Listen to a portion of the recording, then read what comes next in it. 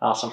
All right. Hi, everybody. My name is Eric with Cineblab. I'm Chris with Cineblab. And we just watch everything, everywhere, all at once. So, I like a title.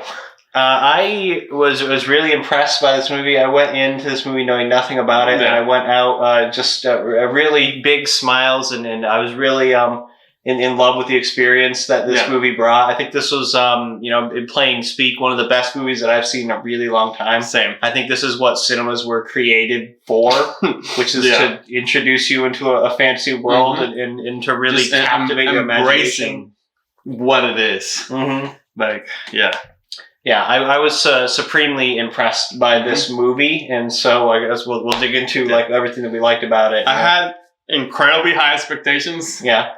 Because I roam around Letterboxd, and I saw that it was extremely highly rated in Letterboxd, and my expectations were definitely met. Mm-hmm. Like, it is much more than I could have possibly expected it to be. Yeah. And besides, I would say maybe like one part where I felt like it sagged a little bit, like it lost some of the momentum, because from the beginning this movie just had like this breakneck pace, which I love. I love movies that are like that, like Magnolia from PTA. Yeah, it's like a movie that has like this pacing that it's just like it just keeps going and going and it never slows down, and it just always like just crashes into you with all this happening. Yeah. And there was only one part where I consider where it's kind of slumped a little bit, but it's one of the best movies I've seen. It is incredible. It's such an incredible movie. I think it's early, but I will say that this is definitely like a masterpiece movie. I'd never the two people that made this movie was Daniel Kwan and then Daniel something else. Two Daniels. I forgot their names. Forgive me. Which I feel later bad that I'm not familiar with their work. I'm not familiar with their work. I feel like I should be, because this was amazing. I've been hit, kind of blindsided by a truck out of nowhere in this experience, and. It just pretty much works on every level, and some of the problems that we've had in recent episodes, including the Morbius episodes, was a failure to tell the story and to get the audience to understand like the emotional connection between the characters, or to even make the characters more than just cardboard cutouts. These are three-dimensional characters in this story, from the mom, the daughter, the husband, and even the IRS agent. You know what I mean? Everybody was a very believable character, and they took the time to actually show why you care about these people, what these characters care about, and what's central to their story, and why you want to support them on their journey as a character, right? And that's such a smart decision to do as a filmmaker, is to invest in your characters, you know what I mean? Because you're going to forget what happened in any movie when you get out of there, but you remember the characters, And I think that, to the credit to the two Daniels and to everybody else, that worked on this, especially from the editing, is that the relationships work first and foremost. And that's the foundation of this epic pyramid that we have, that has science fiction and MacGuffins, infinite MacGuffins out the wazoo. All this stuff that traditionally you might criticize, which is like a Deus Ex Machina that came and saved the day. This movie's got so many goddamn Deus Ex Machinas that you don't even care anymore. It's not even a concept anymore. It loses all validity and meaning because there's so many possibilities of what could happen. It works because of its foundation. Because at the heart of it, it is like a family story. It is a family drama. And like you said, the core family, the father, mom, and daughter, and the grandfather, they're all extremely characterized. The grandfather I thought was the weakest that got characterization in the story. Because, he was an afterthought more so than everyone else. Yeah. He still was a good character, I think, overall, generally, but he was... I feel like he was less of an individual character like the rest of them. He was a little bit more one-dimensional. Yeah, he was definitely one tone. Like he was meant to fill that role. Yeah, he was meant to be the mentor, sort of the "you'll never be good enough to get my approval" thing. He's the impossibly tall mountain that you can never climb and get his approval of. My part, that's rough. Until the end, of course, which is so. I'm gonna jump right into it. Right, so the core issue that like drives this movie is the fact that the grandfather is old school, from like the 1920s, 10s, 30s, 40s, whatever, that era, the World War II kind of era. And the daughter, the granddaughter is a lesbian. And she brings home her girlfriend, to meet the family because things are getting serious.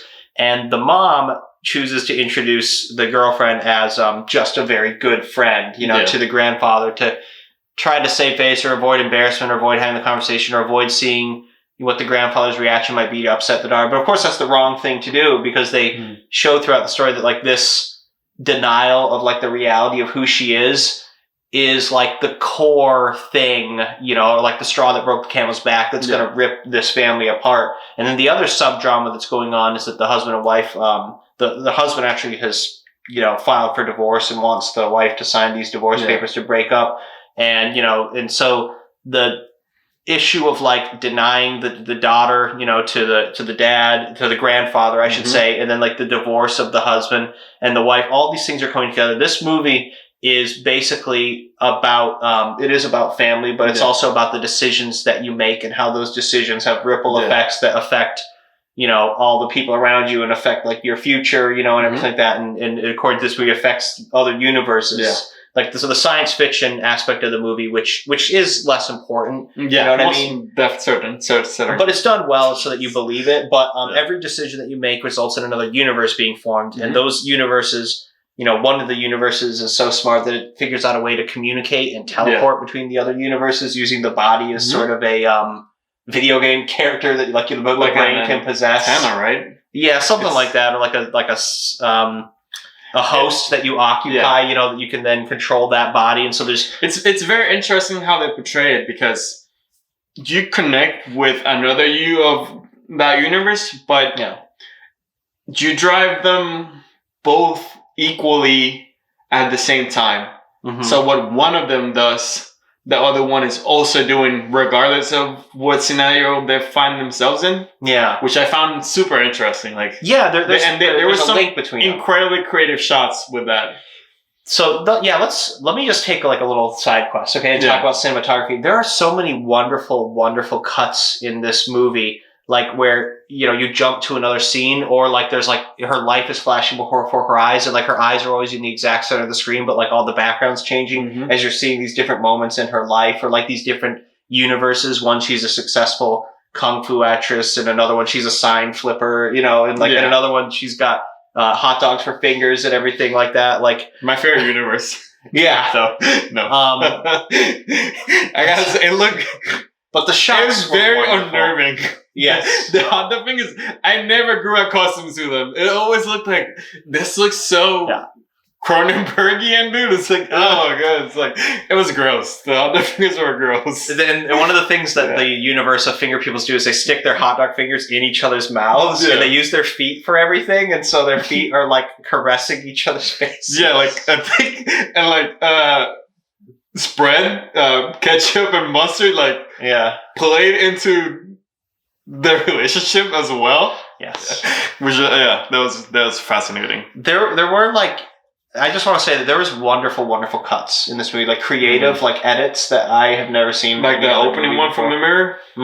Yes, in the beginning scene of the movie, so good. The camera's looking into a mirror and getting closer into a mirror, and then the camera goes through the mirror, right, like backwards, like into the room again, and it was so like, good. Whoa! And there's also these amazing scenes where the lead actress is sitting, who is I think her name's Michelle Yeoh is the name of the actress. I might be wrong about the first name, but the last name is Yeoh, Yeoh. Yeah. And so she's sitting at this desk, right, like looking at all these papers because they're being audited by the IRS. So that's like the story plot that kind of sets everything up. Which she's surrounded by papers. IRS agents played by Jamie Lee Curtis. Yes, of Halloween fame. Incredible. This might be Jamie Lee Curtis's craziest. But let me get. I can't believe she's down to clown like this. Let me mention one more thing. It blew my mind. So she's sitting at this desk, right? And behind her on the desk is a mirror, like a little makeup mirror. And her husband walks into screen and his face is seen in this mirror behind her. Like you could see him approaching before he comes in. Yeah. Like it's wonderful staging and blocking.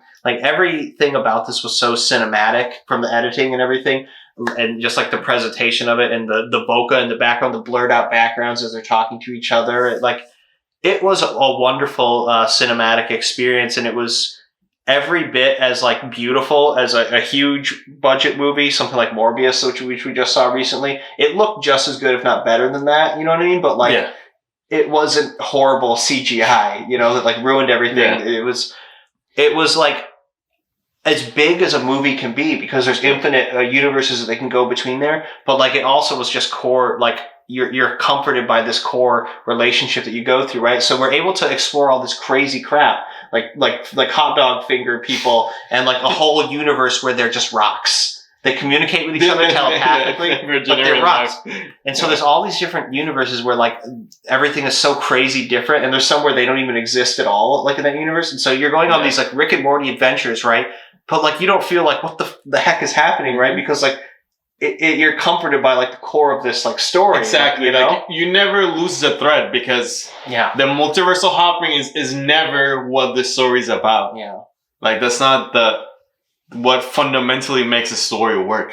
I mean, there is all this universe jumping, right? And so just real quickly, the way that the science works is you have this earpiece that you put in your ear, and you think in your brain about an action that like represents like another universe. So it might be like licking a wall, like paint off a wall. It might be but no, they develop a program that the program a certain action would be able to take you exactly to where the universe, where the skills you needed at the time were located. And that's why he's doing the paper cut. Yeah, because getting exactly 4 paper cuts in his hand would take him to the universe where he was like a karate master. I think so, yeah. Master? And I think the way that it works is that the like skills, knowledge, and like muscle mass and like muscle memory of the person in that universe occupies your current body. So like, let's say you're just like normal Chris or something like that, and a ninja comes up and like wants to fight you and shit.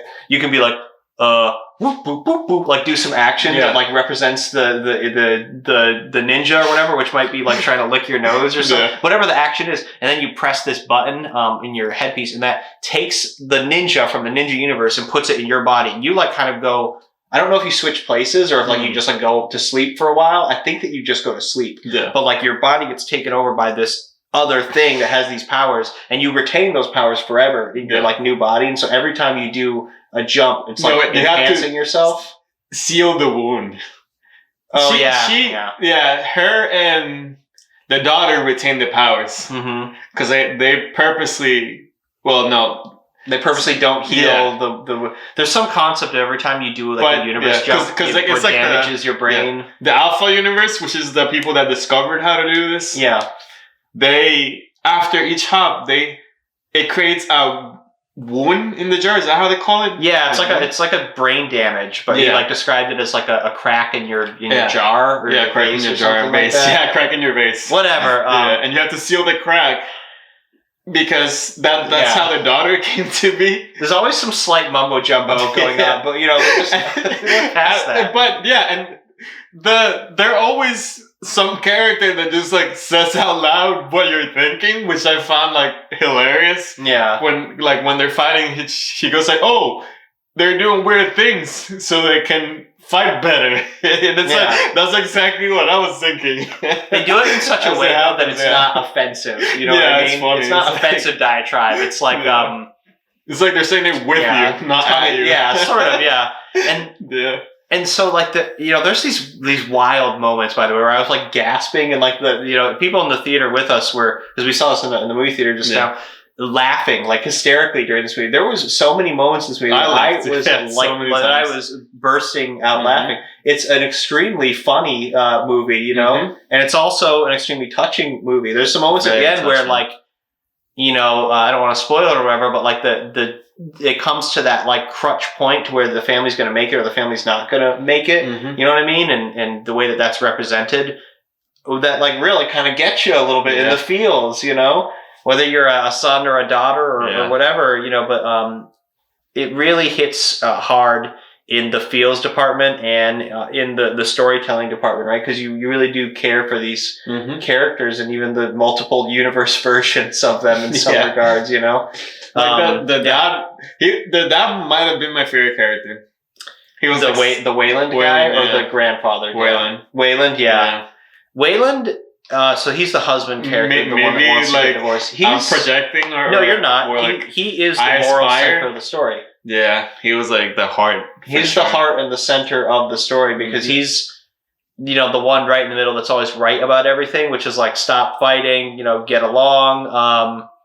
You know, we should be nicer to each other, which is all true. You know what I mean? Like, you know, the solution to war is just not to war. Basically, as complicated as all it is, even if you have differences and all that stuff. And so I think that like the big message or like takeaway from the movie is like kind of love people in the season that they're in, right? And like don't be so judgmental, right? And because there's self-actualization and acceptance to it. But because both the mother and the daughter, they weren't in where they wanted to be in life, and they were unfulfilled, and they felt like their lives were a mess, and they kept thinking like, where did it all go wrong? And they, through each other together, they both come to accept who they both are, where they are, and how things are, and that they have each other. And that's fundamentally what they need, really, to be there for one another. Which I thought, this movie's so good, real talk. Yeah. I love this movie.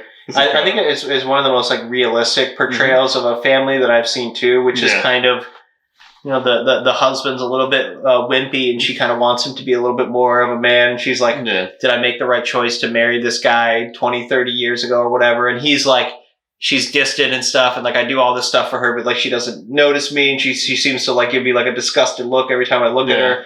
And then like our daughter is like away, and like she doesn't like being at home with the you know, the laundromat and everything and having to help, and like the mom telling her that she's getting fat, and you know, all the kind of typical stereotypical Asian parents thing.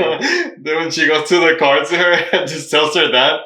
That's character building. There is a scene where the mom wants to open up to the daughter originally and apologize for like not introducing her girlfriend as her girlfriend, but she like breaks down at the last moment and like can't come to like being that honest with her, and so goes like you're getting fat. I don't know if that's the right term for it, but generational trauma. I think that's, she was treating her, giving her the same treatment her father gave her, like the negligence and the lack of acceptance that her dad gave her, and that's which is like that's one of the things that she comes to accept in herself, that she was doing that to her daughter, which was like I think that's what it's called, generational trauma. I think that you're right in some regards, which is that she prayed that her daughter will never end up like me, which means like owning a laundromat, married to a guy that I'm not sure that I love, and like I didn't finish any of the things that I wanted to do, which includes like I think medical school. So there was something that a few things that they mentioned that she never achieved because she was too busy focusing on the family, right? And so it was revealed that like her dad, you know, who's like 90 years old now and still lives with them, was like pressuring her from a young age to didn't he come on vacation? What's that? Didn't he come on vacation? Well, what scene was that? I think the dad didn't live with them. He came from China. Remember, he came from a plane. Oh, the granddaughter was like, "Oh, what was your flight?" Yeah, I think I think when she moved to America with him, and her father like disowned her. That's you're right. Yeah, like if you marry, if you want to be with him, you're not my daughter. It's like 30 years in the past. Yeah, the husband who now is filing for divorce from her. The dad, character there, his name is Waymond, not Raymond, but Waymond.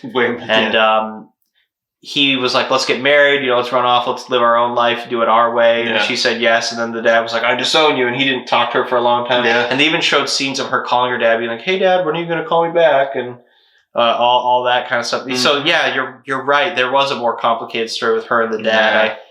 I don't know. Maybe I was daydreaming at that time. I don't know.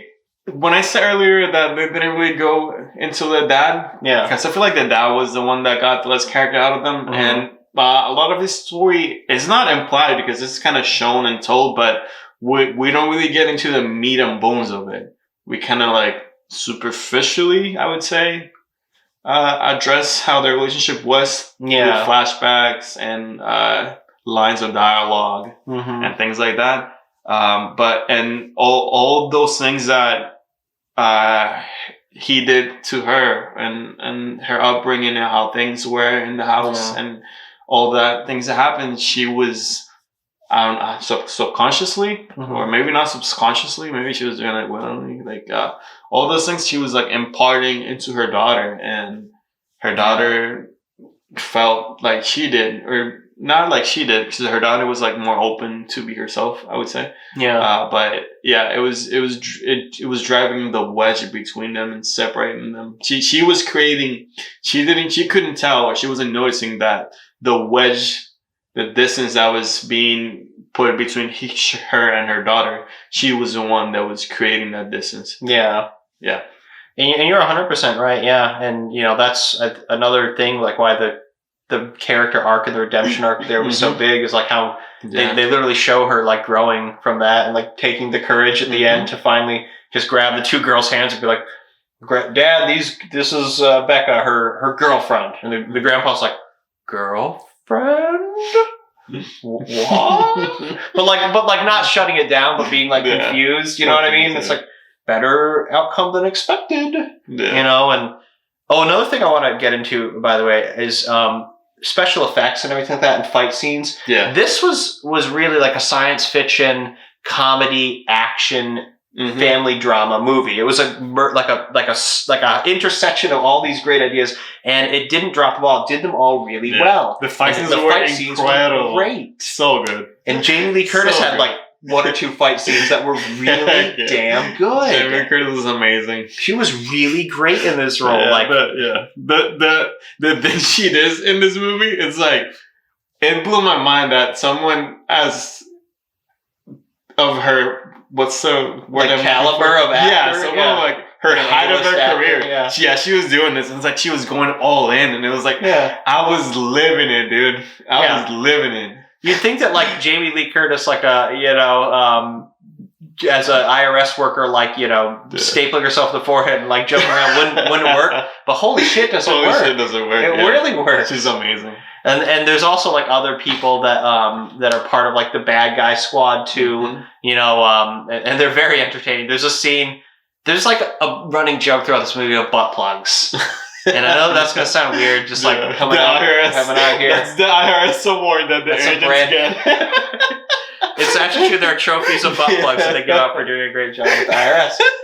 And that's funny. One of the actions that you have to do to get like a power to teleport to like a certain universe, to get a powerful fighter to inhabit your body for these fight scenes involves sticking the butt plug over your butt. There's a scene where Michelle Yeoh's character is trying desperately to stop the minions from sticking a butt plug up their butt, and it's absurd and it's like ridiculous, but it's so funny. It's funny. Like, it's absolutely and like the fight scene was really good. Yeah. It was really good. And like, at any point, is it not played seriously? Like they cross that line between comedy and seriousness so well. Like there's a scene where they're having an intense fight, and this is before the butt plug thing happens, but like they're throwing these like expert like punches and kicks and flipping through the air, and then like for some reason the earpieces that give them their extra powers fall out of their ears and they lose their powers. And all of a sudden, it's just like a normal, Asian woman and a normal like bro kid, that are like each other. And they like flail their arms at each other, like slap each other, and it's like, and then he's like,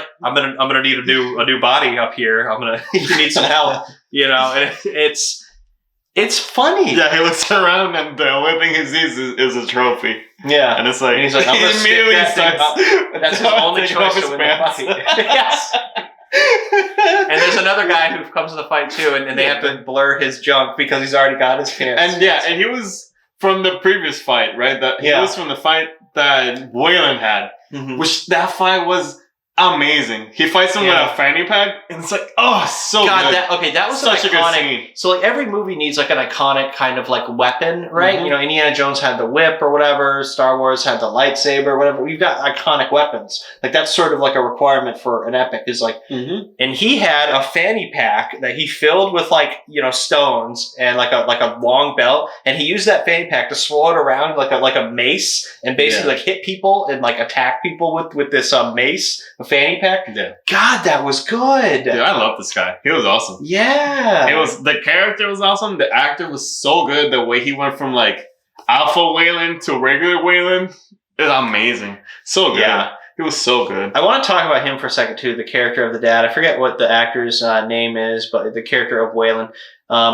He's got a really diverse like set of acting chops. This guy, he plays like the super, you know, like not too threatening dork husband very well, but he also plays sort of a suave, debonair guy, you know, with his really like nice, expensive Warby Parker glasses and his like tuxedo and everything. And he meets her on the street, you know, in the universe where she's a famous actress and they never got married. Yeah, and he's like, you know, we would have never worked out together. And he's like, you know, but he also was explaining like the philosophy of like who he is. Cause there's this question about, are the husband and the wife going to get together? And does she appreciate her husband? Right. Like, is he a weenie? And also, like the issue with the mom and daughter comes back to the dad, because the dad was the first person that had that sentiment. The grandfather. Yeah. Yeah. He had that sentiment that he said it was too soft, too gentle.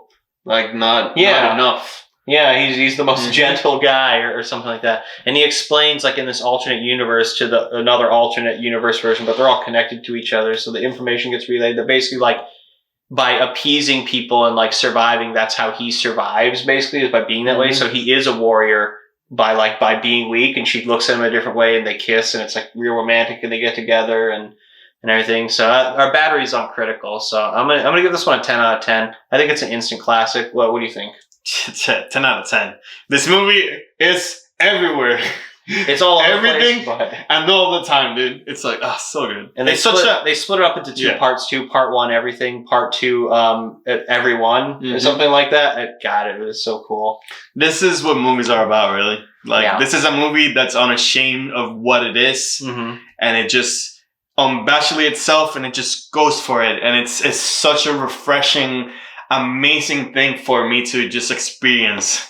It's so different. It's so unique. Like there hasn't been a movie like this where you get powers from other people, you know what I mean, to help you like on a mission by like doing certain actions. Like there's infinite material there. There could be a trillion sequels to this. This could be like the most lucrative franchise of all time. I loved it. You know what I mean? I loved being part of the world. It was fun. I love the characters. I like actually felt stuff in there.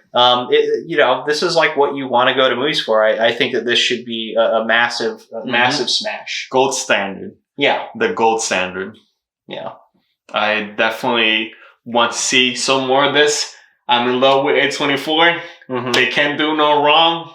If you don't like them, you're wrong. I know you're a big fan. I don't know. I know that A24 does like a lot of unique movies. I don't know a lot of their movies, but I do know that they take chances on movies, and obviously a movie like this takes a big chance, and I think it obviously paid off. Yeah, they hit it out of the park. Yeah, they hit it out of the park. It's much more than I could have expected. Yeah, I mean, movies don't get much better than this. Yeah. Yeah. So. And we still have some runtime. I'm surprised the battery is still going here. Yeah. That's why we shot the conclusion. I guess, while this is going, let's talk about the bad guy. So the main bad guy is all the characteristics of the daughter put into one evil being called the Jobu